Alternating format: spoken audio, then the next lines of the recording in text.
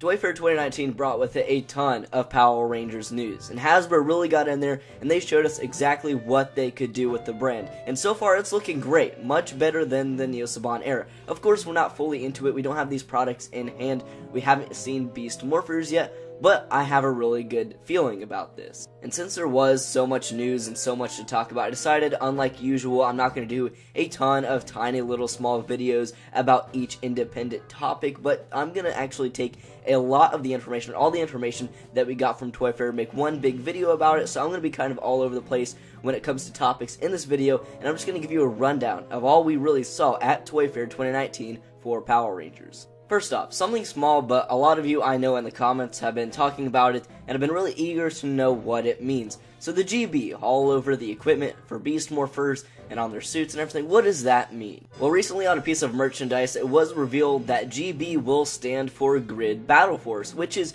I think, something someone already came up with, and was a name you probably could have guessed anyways, something generic, but something cool at the same time. What's very interesting about that is not only do we get the name reveal, but we also got the reveal that this will be a piece of merchandise as well. It'll be a little backpack that the Rangers will probably be wearing when they're unmorphed. So yeah, that's pretty cool, but we also got the release date for Power Rangers Beast Morphers. I made a separate video about that. So March 2nd at 8 AM Eastern is when you can expect to watch the show, which is great because I expected it to launch probably at the end of March or early April. At the time of recording this video, we will be watching Power Rangers Beast Morphers in less than 2 weeks, which is great, but thing is, we also did not get a trailer at Toy Fair, which is weird because the only trailer we have is the one from Power Morphicon, and that had no original footage in it. We need original footage for it to really count as a trailer because that was more like a Super Sentai trailer just with Super Sentai footage. So we really wanted footage or All-American footage with the actual actors, like a real story trailer, something like that. We didn't get it. However, Power Rangers Now, which is a Power Rangers news source or website, actually sat down, did an interview with Hasbro, asked about a trailer, why didn't we see one, and they just replied with, they didn't want a trailer to take away from the attention on all the other things that they showed at Toy Fair, which makes sense. And they said you should expect a trailer before March 2nd. I mean, that was pretty much expected either way, but it looks like we will be getting a trailer soon. They just didn't want to show it off during Toy Fair because that would take the attention away from all the other stuff like figures, toys, all that kind of stuff. However, we did get like, 5 to 6 seconds of Power Rangers Beast Morphers footage in this little promotional video that Hasbro did where they just showed off a bunch of Power Rangers clips and kids having fun, just saying, you know, we're in charge of the brand now, we have plans for it, you know, things like that. So it wasn't anything big. We got to see like a second of the Rangers morphing. We got to see them teleport, which actually looked really cool. The special effects there looked really great, and I can't wait to see that on the show. And lastly, we got to see the base of operations for the Rangers, which looked pretty cool from what I could see, but there wasn't much really there to actually look at. And we also, and it wasn't in any footage or anything, but we got our first look at Evox, which is going to be the main villain for this season. Now, it's an evil computer virus, kind of like Venjix, so it doesn't have like a definitive form, but there is a form that we did get to take a look at, which looked really cool. I have it up on the screen. And we're also going to be getting figures for Evox as well, so they showed those off too. They obviously put this picture out because they have the toys there, but I like it. It's just a, monster costume. It's not like an actual person, which I was kind of hoping for like a certain form of Evox. We didn't get that, but that's fine. I really miss the days where we actually have like human actors as the main villain. The best example that I can think of is Rancic from Time Force. I really enjoyed his performance, and even Heckle from Dino Charge. That's the most recent one, but in the Neo Saban era, we barely got any of that. We got a tiny bit of it with Decker and Dayu and Samurai, but they weren't like the main villains. And then we sort of got it with Dino Charge, but we also had the side of Snide with Heckle as well, which was a costume person. But like I mentioned, it was always on and off because you also had Snide, which was fine because they were two separate characters, but at the same time, I would really like a full main human actor as the villain. I know there's human actors in the actual costumes, but I think you know what I mean. The Lightning Collection at Toy Fair was a very big thing. They showed off 5 brand new figures because we had only seen Tommy from the Lightning Collection up until then. If you don't know what this Lightning Collection is, it's pretty much like the Legacy line that Bandai of America was making, where they go back and make figures of older seasons and even newer seasons, as you'll see here very soon. They're much more high quality, And now with the Lightning Collection, you actually have head sculpts of the actors who played that certain Ranger. So we have Tommy, of course, he's going to be the White Ranger with the Lightning Collection. Then you also have Tyler from Dino Charge, which is the Red Dino Charge Ranger, which I found an interesting pick, but a good one at that. If you want a more modern Ranger, you're going to want to go with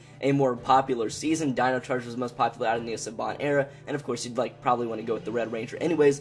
Then, interestingly enough, we have the Shadow Ranger from SPD. This is the figure I'm most excited for, because we also do get a head sculpt with that, even though he was actually a dog. So we get the, the dog head and everything, and you can switch between the helmet or the dog head, same with the other ones with the head and helmets, which is really cool. I don't know if we got too many figures, if at all, of actual Doggy Kruger, like his actual head, which is something really cool. And the head looks really good too. It's not like, really thrown together and, kind of sloppy. This is really detailed and it looks really nice, very accurate to the actual TV show. And I am especially looking forward to this particular figure because SPD is my favorite season of Power Rangers of all time, and the Shadow Ranger was my favorite Ranger from that series. Now, going along with the Lightning Collection, we also have a Lord Zed. No actual head sculpt there. I mean, there's, of course, Lord Zed's actual look and his actual head, but, there's nothing really under that mask. We haven't really seen it. I mean, obviously, there's something under there, but it was never shown on screen, so they're not going to make a separate head sculpt, just the regular one. And that pretty much does it for Wave 1, which is going to be coming out pretty much right when they start dropping the toys in the spring or in April. But we also got a hint at Wave 2, which will be dropping in the fall. It looks like we got half of the figures if they're going to continue with the 4-figure waves. We got Devin, who is the Red Ranger for Beast Morphers, which that makes sense. It's going to be in the newest season at the time. You're going to want a more high-quality figure, and this line makes sense. And then we also have Goldar, which looks pretty cool as well. So they are still pushing Mighty Morphin Power Rangers, but not as much as, let's say, Bandai was. Another product that Hasbro is making is called Power Rangers Micro Morphers, which are just like tiny little figures, like really tiny little figures of various Power Rangers from a ton of different seasons. Like, they're doing a lot of different seasons. Now, I'm not 100% sure what exactly these are going to be or how they're going to sell them. I'm guessing it's going to be kind of like those toys that you'd buy in a tiny little pack and you don't know which one you're going to get, and you have to buy a ton of packs to collect them all or something like that. Just a tiny figure in those little packs. You probably see them all the time with a ton of different series, so it's very similar to that. These are cool, but I don't really see myself buying too many of them. I mean, they're a nice little collectible, but really, obviously, not too much is put into them. They don't have a ton of detail like the actual figures does. They're nice, but they're just not something I'm interested in. During Toy Fair, Hasbro has also asked why they chose Go Busters to adapt into Power Rangers, and they simply answered with, it had a nice aesthetic, it looked cool, it was something that they were interested in creating and thought a lot of fans would like. Now that is an answer I would like to hear, because we all know, back in the Neo Saban era, because of the super seasons, they had to pick and choose what seasons to adapt, because they'd fall behind very quickly. And they did, and we skipped 2 seasons, which was Go Busters and ToQger. And the only reason that they went with the seasons that they did was because of toy sales. They looked at toy sales in Japan and the potential toy sales over here in the US and decided which season has the best gimmick that they could use to sell toys.